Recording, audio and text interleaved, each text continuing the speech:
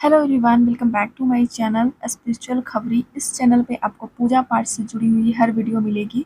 आप सब इस चैनल से जुड़े रहिए, सब्सक्राइब कर लीजिए और बेल नोटिफिकेशन भी ऑन कर लीजिए ताकि हर पूजा पाठ की खबर आप तक सबसे पहले पहुंचे। इसलिए इस चैनल का नाम रखी हूँ स्पिरिचुअल खबरी।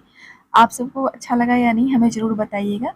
तो आज की वीडियो में मैं आप सबको बताने वाली हूँ कर्मा पूजा के बारे में, जिसे कर्मा धर्मा भी कहा जाता है और इसे कई राज्यों में मनाया जाता है। मैं इस वीडियो में यही बताऊंगी कि इस 2023 में कर्मा पूजा किस दिन है, इसकी विधि क्या है, क्यों मनाई जाती है, किन राज्यों में ये त्योहार प्रसिद्ध है, इन सब के बारे में बताएंगे। तो चलिए फिर शुरू करते हैं। ये त्योहार बहन द्वारा मनाया जाता है जिसका भाई है, लेकिन ये जरूरी नहीं कि जिस बहन का कोई भाई नहीं है वह बहन अपने चचेरे भाई, अपने नाते रिश्तेदार के भाइयों के लिए भी यह त्योहार करती है। कर्म धर्म व्रत के कर्म पूजा के रूप में भी ये जाना जाता है। कर्मा धर्मा व्रत भाई-बहन का प्रेम का पर्व माना जाता है। यह पर्व हर साल अगस्त के आखिरी या सितंबर के मध्य में मनाया जाता है। कर्मा धर्मा कब है? कर्मा धर्मा पूजा इस साल 2023 में 25 सितंबर को है। कर्मा धर्मा पूजा 25 सितंबर को है। इस पर्व मनाने का मुख्य उद्देश्य यह है कि बहनें अपने भाइयों की सुख समृद्धि और दीर्घायु की कामना करती है। झारखंड और बिहार के लोगों की यह परंपरा रही है कि धान की रोपाई के बाद यह पर्व मनाया जाता है। यह त्योहार बंगाल, असम, ओडिशा और छत्तीसगढ़ में भी पूरे जोश और धूमधाम से मनाया जाता है। व्रत में महिलाओं और बहनों द्वारा अपने अपने भाइयों को के लिए मनाया जाता है। अब जान लेते हैं कि इस व्रत की यानी कि कर्मा पूजा व्रत की विधि क्या है।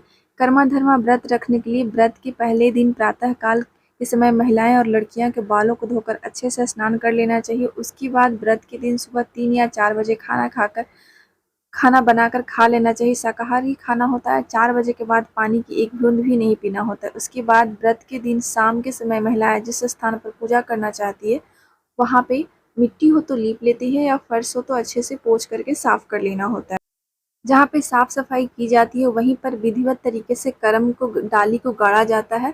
उसके बाद गाय के गोबर से लीप कर उस स्थान को शुद्ध किया जाता है। बहनें एक सजी हुई टोकरी या थाली लेती है और करम राजा की पूजा करने के लिए आंगन में बैठ जाती है। उसके बाद सेब, केला, अमरूद, खीरा काटकर उसमें चिरारा मिलाकर किसी थाली या छोटी टोकरी में रख दें। आंगन में कर्म बीज का एक शाखा खोदकर जमीन में के पौधे की तरह लगा दें और डाल के सारे फलों के एक-एक लेकर उसी कर्म के बीज पर डाल दें। इस फल के जितनी भाई होते हैं उतनी बार डाली में रखा जाता है।